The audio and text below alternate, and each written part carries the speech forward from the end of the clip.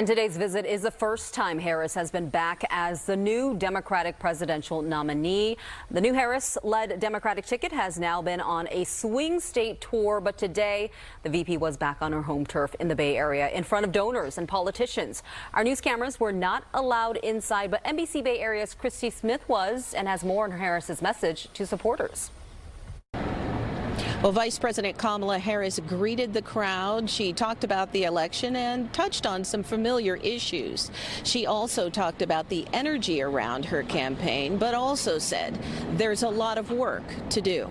A long line outside the Fairmont Hotel in San Francisco this morning. Supporters eager to hear Vice President Kamala Harris speak at a fundraiser inside.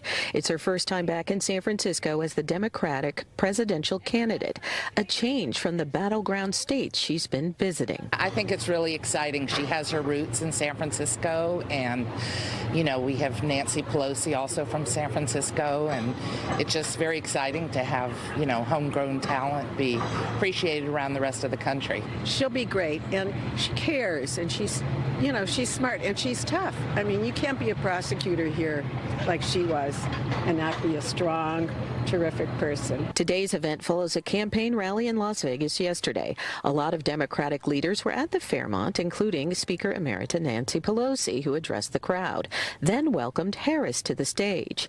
Harris recognized Governor Newsom and other elected leaders in the room, then touched on issues like voting rights and reproductive rights.